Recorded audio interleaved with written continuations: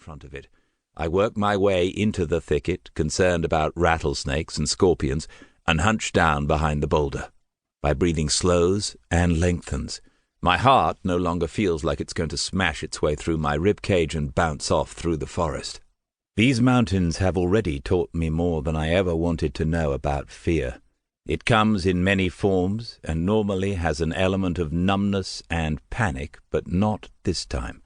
I feel focused and alert, clear-headed and agile, with a deep black dread in my core.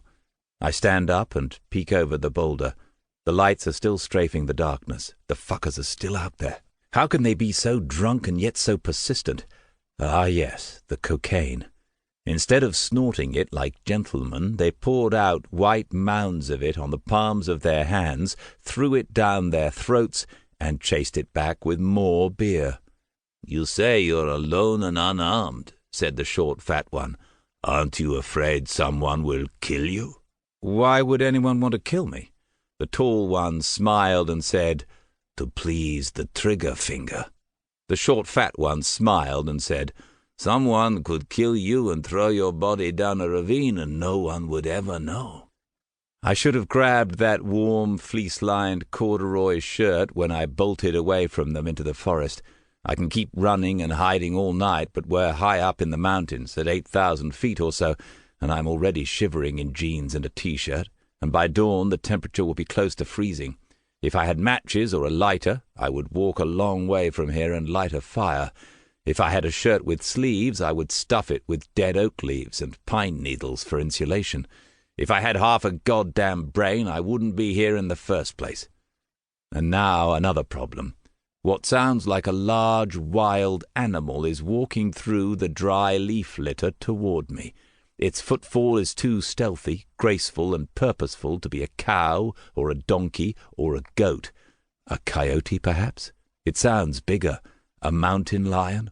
The men said these mountains were full of them.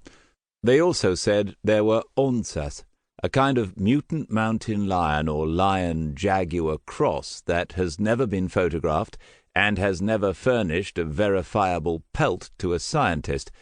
I don't believe in the existence of onças, and yet now I see one in my mind's eye.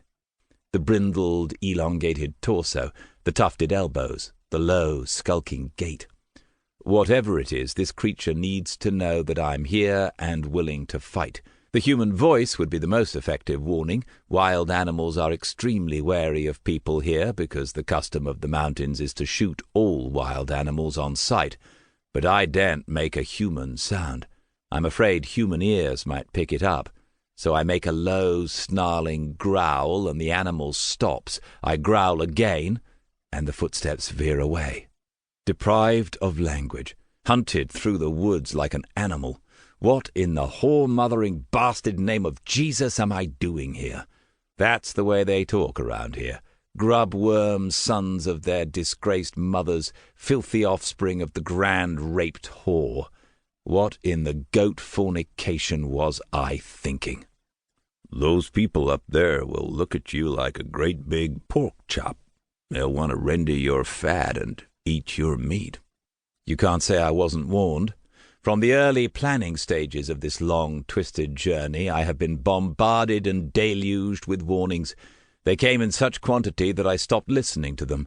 I started trusting to luck, and I was luckier than I deserved to make it as far as this thicket. "If you go up there alone, you become prey." As I shiver through the long, cold hours on the wrong side of midnight, growling to keep the wild animals away, waiting for the men to give up and go home so I can get back to my truck and leave these mountains forever, one quiet, husky voice keeps echoing in my head. 1. Boiled vultures. The first time I saw him, he was standing in his front yard in Patagonia, Arizona, with a pack of dogs roiling at his feet and a high-stepping emu penned off to the side. Fifth-generation Arizona cowboy and cattleman, former U.S. Marine, occasional gold prospector, and a well-respected novelist, J.P.S. Brown spent the best part of 40 years on horseback in the Sierra Madre Occidental.